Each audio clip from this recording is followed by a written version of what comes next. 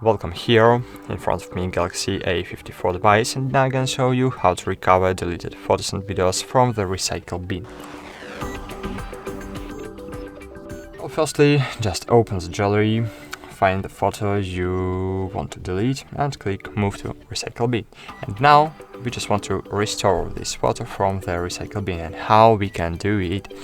To do it, you just need to click on the albums folder. In this way you will open the albums folder, then scroll down, and here you can see the trash bin folder. If you can't see, if you have no the trash bin folder here, just click on this 3 lines button and find here recycle bin.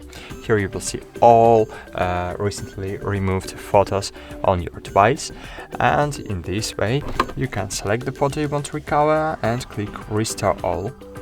Wait a while and a great image was successfully restored. Now reopen the gallery, find pictures, and as you can see, picture was successfully restored. But you need to remember that the picture you will delete, if you will delete the picture, this picture will available in the recycle bin only during 30 days after removing from normal gallery mode.